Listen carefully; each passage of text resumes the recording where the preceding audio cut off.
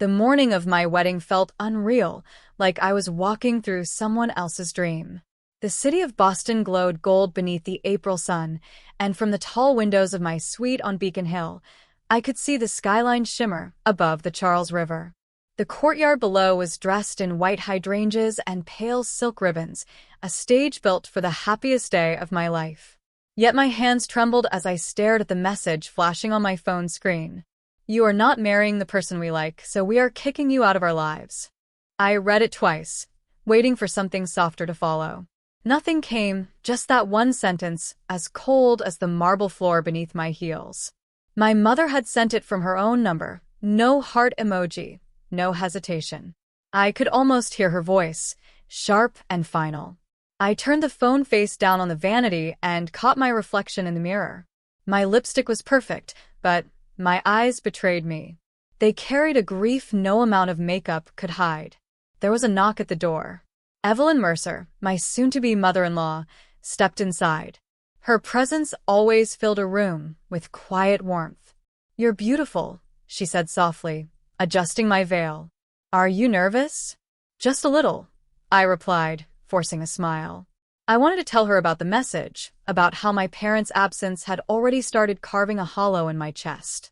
But then she took my hand and gave it a reassuring squeeze. "You're family now," she whispered. "We take care of our own." Those words steadied me. When I walked down the spiral staircase, my heart began to settle. The house, an elegant federal-style mansion we'd rented for $18,000, was full of laughter and soft music. Guests gathered in the courtyard, champagne glasses glinting under the string lights. The Mercers stood near the altar, tall and composed. Daniel, my fiancé, was waiting for me in a tailored navy suit. His blue eyes caught mine and the world went still. Daniel Mercer wasn't the man my parents had wanted for me. They called him too old for you and too rich to be real. They wanted me to marry someone they could control, someone who would let them feel important.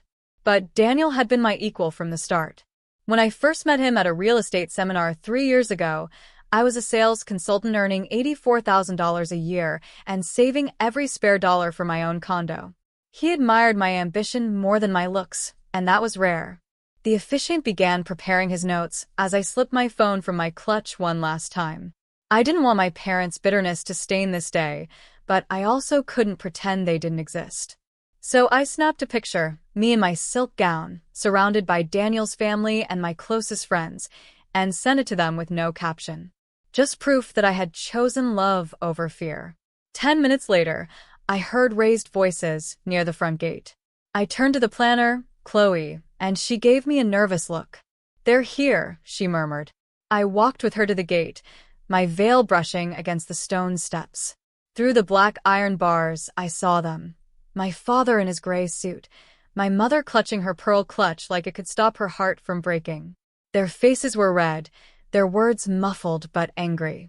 They demanded to be let in. The guards hesitated, looking at me for direction.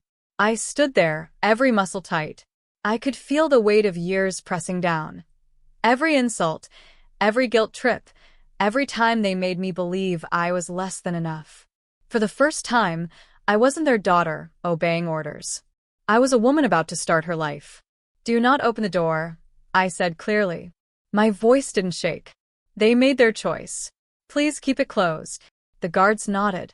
My father shouted my name, but I turned away. Through the bars, I caught my mother's eyes. She looked furious, but beneath it, I saw something else. Fear. She could see the string lights, the guests, the Mercers standing tall, the proof that I had found a place that didn't revolve around her approval. As I walked back toward the courtyard, the music shifted to a soft instrumental. Daniel met me halfway down the aisle. "Everything okay?" he whispered. "Perfect," I said and meant it. The officiant began his words. I barely heard them. I was aware of the air, the light, the quiet heartbeat of a new life beginning. Behind the gate, I knew my parents were still standing, watching the ceremony they had tried to ruin. A strange calm filled me, an acceptance that I didn't need to keep chasing love from people who used it as punishment. When the officiant asked if anyone objected, there was silence. Even the city beyond the courtyard seemed to pause. I felt Daniel's hand in mine, steady and sure. We said our vows.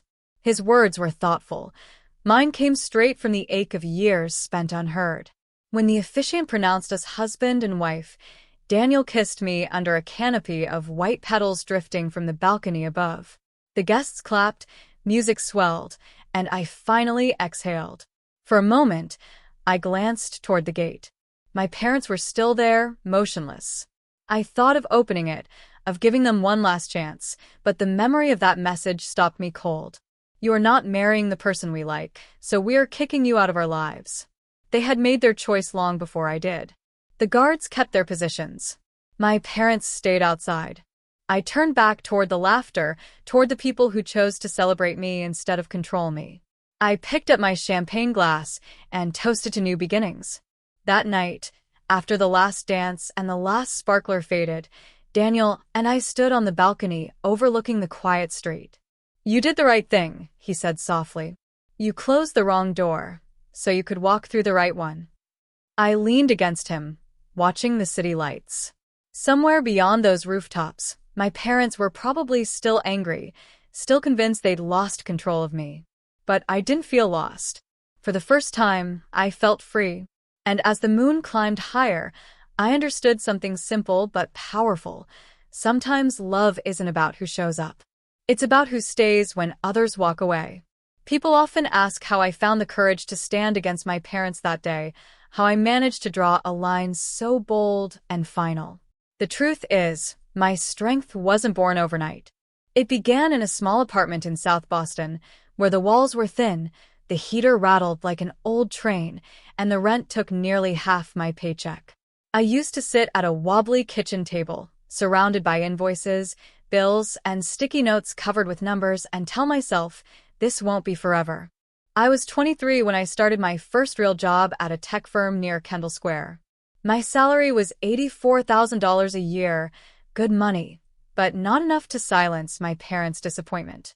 My mother used to say, "You're wasting your best years chasing computers." My father wanted me to marry early, preferably to someone they approved of, a family friend's son who bragged about a boat he couldn't even afford to dock. When I said no, they acted like I had insulted the family name. I didn't fight back then. I just worked. By day, I sold software systems to companies that barely remembered my name. By night, I tutored college students in data analytics for $35 an hour. Every dollar mattered. I lived on black coffee and pasta, saved what I could, and tracked every expense in a spreadsheet on my laptop. The green cells were goals met, the yellow ones were targets waiting to be hit. It took 4 years of that steady grind to save $100,000. On the day I signed the papers for a one-bedroom condo overlooking the Charles River, priced at $412,000, I remember standing on the balcony and crying, not from sadness, but from disbelief. The view wasn't much, just rooftops and a glimpse of the river, but it was mine. That condo became my sanctuary. Every inch of it reflected freedom. The light gray paint I picked after 2 months of samples, the thrifted sofa I restored myself, the small bookshelf filled with secondhand novels and legal guides. I worked late nights at my kitchen counter, sometimes until dawn, planning how to grow my side business helping small companies with branding and digital outreach. My parents never visited. They said I was playing house alone. When they heard I was dating Daniel Mercer, they didn't congratulate me. They warned me. "He's not your kind of people," my mother said. "Men with that much money don't marry girls like you," my father added. But Daniel wasn't like the men they imagined. He didn't flash his wealth or talk down to me. He was patient, calm, and focused, the kind of man who built his life brick by brick.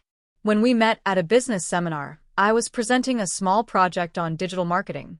He approached me afterward, curious, asking thoughtful questions. What began as a conversation turned into dinner, then long walks along the harbor where we talked about everything: work, ambition, the future. Daniel came from one of the oldest real estate families in Boston. The Mercers owned properties across the city, apartment towers, historic renovations, entire blocks in the Back Bay. People whispered about their fortune, estimating it somewhere over $300 million. But Daniel carried it lightly. He said his real wealth was freedom, the ability to choose who stood beside him. The first time I saw his family's home in the Back Bay, I understood what old money looked like. The Mercer house was built of sandstone, 3 stories tall, with arched windows and wrought iron balconies. Inside, it smelled faintly of cedar and old books. The library alone could have swallowed my condo whole. I remember tracing my fingers along the spines of travel journals and antique ledgers while Evelyn Mercer poured tea and asked me about my dreams. That evening, when Daniel drove me home, I told him, "I'll never give up what I built." He smiled, turned off the engine, and said, "Good. I'd never want you to." A week later, he brought a document to dinner, a draft of a prenuptial agreement he'd written with his lawyer. It wasn't a surprise, not with the family business at stake, but what caught me off guard was what it contained. A $5 million clause in my favor, a separate account for any ventures I wanted to start, and a clause protecting my condo fully as my independent property. I read every line twice. Then I made 2 small requests: joint decision rights on the property we purchased together, and an equal vote on major investments. He agreed immediately. "We're building this life as partners," he said, "not as heirs and dependents." That was the night I knew I was marrying the right man. We hosted our rehearsal dinner at the Mercer house a week before the wedding. The dining room glowed with candles, and the soft murmur of music filled the air. It cost around $9,600, a number that would have horrified my younger self, but Daniel paid, without blinking. I met more of his extended family that night, people with tailored suits and calm voices, but not one of them made me feel small. Evelyn sat beside me and said something I've never forgotten. "We like who you are," she said, touching my hand. "Not your dress, not your resume. You." Her words filled the space my parents' silence had left behind. That night, I lay awake in the guest room upstairs, staring at the ceiling's ornate moldings, listening to the faint hum of the city outside. My phone glowed with unread messages from my mother, short, cold sentences that could have cut glass. I didn't open them. Instead, I scrolled through the photos from the dinner, pictures full of warmth and laughter, and thought about how far I'd come from that cramped apartment in South Boston. When morning came, the sun streamed through the tall windows, and I felt something shift inside me, a quiet, solid certainty. My life was finally my own. I didn't owe apologies for my choices, my success, or my happiness. So when that message arrived on my wedding day, when my parents told me I was no longer part of their lives, I didn't crumble. I remembered every long night of work, every bill paid without help, every door I opened on my own. I remembered that small condo by the Charles and the girl who learned to sleep in the quiet. And as I walked toward the ceremony that afternoon, the silk hem of my gown brushing against the brick path, I felt proud. Because the life I was walking into wasn't given to me. I built it, one choice, one risk, one long night at a time. The courtyard glowed like a dream when I stepped back into it. The string quartet began playing softly, the melody weaving through the air like silk. Garden roses filled the space with a sweet, calm scent that reminded me of the childhood birthdays my mother once hosted, back before love had conditions. White petals scattered across the brick path as the breeze moved through the crowd. At the end of that path stood Daniel, the man I was about to marry, his smile steady and sure. As I walked toward him, every face turned toward me. I caught sight of my best friend, Mila, wiping her eyes behind her bouquet. My boss, Karen, stood near the back, her grin bright and full of pride. On the first row, Evelyn Mercer, my soon-to-be mother-in-law, clasped her hands together and mouthed, "You're glowing." Her husband, Richard, straightened his jacket, his own eyes glassy with emotion. But beyond the iron gate I saw them, my parents. They had made it past the sidewalk, only to be stopped by the guards. I had hired 2 extra men for $600 each, knowing this might happen. My parents were never quiet when they were angry, and even from across the courtyard, I could see the fury on my father's face. He shouted something, but the music drowned him out. My mother's voice cut through faintly, sharp and desperate. My chest tightened for a moment. I thought of the days when she baked chocolate cake for my birthdays, when my father taught me how to balance a checkbook at our kitchen table, proud that his daughter could count every cent. I thought of the good parts, the ones I had once believed were love. Then I remembered the rest. The manipulation, the guilt, the way they made me feel like I owed them my entire life. The ache faded as quickly as it came. Daniel reached for my hand as I arrived at the arch. His fingers brushed mine, warm and certain. The officiant, a close friend of his named Michael, gave a small nod to the guests before turning to us. "We're gathered here," he began, "to witness something sacred, a choice made not by convenience, but by courage." His words resonated through me. Courage. That was what this day had been about from the very beginning. As Michael spoke, I looked around the courtyard and realized how carefully this moment had been built. Every flower, every note, every detail felt earned. We had spent months planning this, not to impress, but to make it ours. The budget, just under $180,000, was spent with intention. We paid every vendor on time, refused to cut corners, and chose people who cared about their craft. Even Chloe, our planner from Cambridge, moved among the guests with calm precision, orchestrating every detail like a conductor. When it came time for the vows, Michael asked us to face each other. My heart pounded as I reached into the small pocket sewn inside my gown. I had written mine days before, sitting in bed with a mug of coffee and the city lights glittering through the window. "Daniel," I began, my voice steady, "you came into my life when I'd stopped believing love could be safe. You listened to my silence. You understood my chaos. You didn't try to fix me, you just stood beside me while I learned to rebuild. So I promised to build with you, to listen, to fight fair, to keep our home full of warmth and good coffee. I promise to leave the porch light on when you work late and to protect the peace we create together." Daniel smiled. There were tears in his eyes, but he didn't look away. When it was his turn, his voice was deep and certain. "I promise to protect your peace," he said, "to tell the truth, even when it's hard, to make decisions together, to share every password, every plan, every dream, to make sure your name is on every deed, every future we build." The crowd laughed softly at his mention of passwords. I felt the corners of my mouth lift as relief washed through me. These were not the empty promises of romance.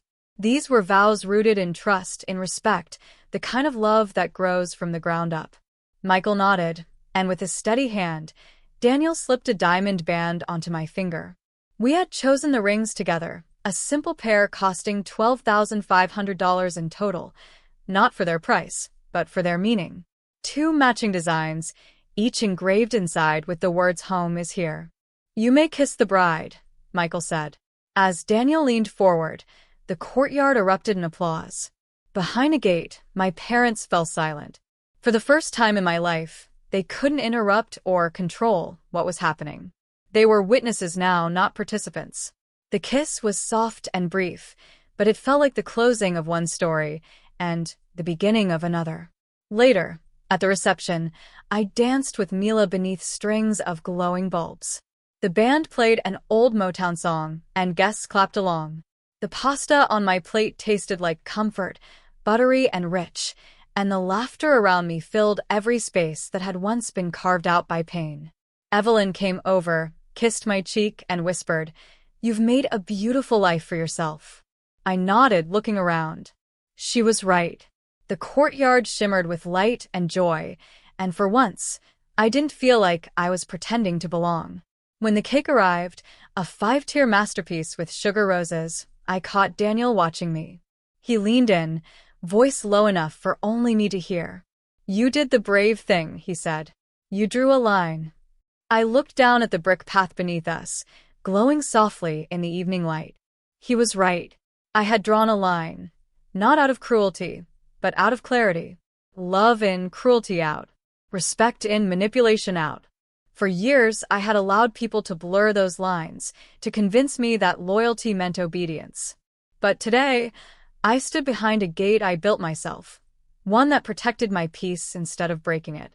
As the night deepened and the last song played, I felt my phone buzz again. I knew who it was. I didn't even need to look. I turned it off without hesitation. For the first time in years, I wasn't afraid of silence. I wanted to remember every sound around me instead. The laughter, the music, the voices of people who truly loved me. I wanted to memorize the glow of lanterns against the Boston skyline, the warmth of Daniel's hand in mine, and the name written in gold on every place card. My new name, my new life, my new line in the brick. 1 month after the wedding, Daniel and I moved into a brownstone on Marlborough Street, right in the heart of Boston. It was the kind of home that looked timeless, tall windows framed by ivy, black iron railings, and crown molding that wrapped around every ceiling. The skylight above the staircase threw diamonds of sunlight across the walls every morning, and at night, the glow from the street lamps gave the house a warm, quiet soul. We paid $2.1 million for it, and though the number still made my breath catch, I knew we hadn't just bought a house. We had bought peace. I decided to keep my condo by the Charles River and rent it out. Every month, $3,200 came in from the tenants, a young couple starting their own design firm. That condo was more than a property. It was a reminder of who I had been before all this, the girl who worked late, saved quietly, and learned to live alone without apology. Our first night in the new house was simple. No silverware, no tablecloths, just takeout boxes spread across the hardwood floor. Daniel poured a champagne, and we made a list on a yellow legal pad. "Give away the extra couch," I said first, scribbling it down. He added, "Host Sunday dinners, every week, no excuses." Then I wrote, "Set up a scholarship fund for girls studying tech at my old high school, $50,000 a year." He nodded, smiling. "And I'll start the tenant deposit fund, $250,000 to start." We weren't just building wealth. We were using it with purpose. Every decision we made in that brownstone felt deliberate, rooted in gratitude rather than guilt. A few weeks later, I came home from a meeting and found a letter sitting on the kitchen island. It was from my parents. My name was written in my mother's tidy handwriting, but the paper felt cold before I even opened it. The words inside were short and cruelly familiar. "We will forgive you if you apologize." I read it twice, then set it down. The letter wasn't about forgiveness. It was about control. They weren't reaching out to heal. They were demanding submission. That realization didn't hurt like it once would have. Instead, it made me feel something new, distance. Daniel came in, loosened his tie, and noticed the envelope. "From them?" he asked. I nodded. "Same as before." "I don't owe them an apology," I said. He placed his hand over mine. "No, you don't. You owe yourself peace." That night, I sat at the kitchen island and wrote my reply on simple stationery. "I hope you're well. I am safe and happy. I will not accept insults, demands, or control. If you can speak with respect, we can talk. If not, I wish you peace." I folded the letter carefully and sealed it. I made a copy and filed it in a folder labeled House and Life. I knew it would likely be the last letter I'd ever send them. The months passed quietly after that. Daniel's business grew as Mercer Properties began restoring historic homes across New England. I launched my own consulting firm, helping small companies with digital branding. Within the first 6 months, I had 5 clients and an income one had only dreamed about when I lived in that little South Boston apartment. Every project I took felt like a seed of independence taking root. In early autumn, we decided to host a block party, a simple way to meet our neighbors and thank them for welcoming us. We set long wooden tables down the sidewalk, ordered catering from a local restaurant, and hired a small jazz band for $900. Kids drew flowers and constellations with chalk on the pavement. Evelyn and Richard brought their famous lemon bars, and Mila showed up carrying 3 board games and a bottle of wine. Standing on the brownstone stoop, I looked out at the laughter and conversations floating through the crisp air. For the first time, I realized this was the family I had always wanted, not tied by blood or expectation, but by kindness and choice. Later that night, when the tables were cleared and the last lantern flickered out, I went inside alone. The house was quiet except for the faint sound of Daniel typing upstairs. I ran my hand along the curved banister that caught the moonlight and thought about the other door, the one I had kept closed on my wedding day. I used to wonder if I had done the right thing, if maybe locking my parents out had been too cruel. But standing there in the home I built, surrounded by people who treated me with respect, I finally understood. The door I shut had never led to love, it had only led to pain. Closing it didn't make my world smaller. It made space for better things to enter. Winter arrived, bringing snow that dusted the brownstone steps and muffled the city's hum. Inside, our home glowed with warmth. Sunday dinners became a tradition. Evelyn laughing at the table, Mila teasing Daniel about his cooking, and neighbors stopping by just to share dessert. The laughter echoed through the rooms like a heartbeat. One evening, as I was setting the table, Daniel came over and wrapped his arms around me. "Do you ever think about them?" he asked gently. "Sometimes," I said honestly. "But not with anger anymore. Just distance. Like looking at an old photograph that doesn't belong to me." He kissed the top of my head. "That's how you know you've healed." He was right. Healing wasn't loud. It was quiet, steady, like learning to breathe again after years of holding it in. Spring came again, and the brownstone bloomed with ivy. My scholarship fund reached its first milestone, and 3 girls wrote me letters thanking me for the opportunity. Reading their words, I felt a surge of pride. I wasn't just breaking cycles. I was creating doors for others to walk through. That night, as I stood at our window overlooking the street, the city lights blinked like a promise. I realized something people rarely say out loud. Money doesn't change you. Clarity does. Knowing who you are and what you will no longer accept, that changes everything. I married a man who kept his promises. I built a life grounded in truth. I turned away from cruelty without bitterness. And as I looked at the warm glow of our porch light spilling onto the steps, I whispered to myself, "This is home." Not the house, not the wealth, not the title. Home was the peace I chose, and the door I never opened again.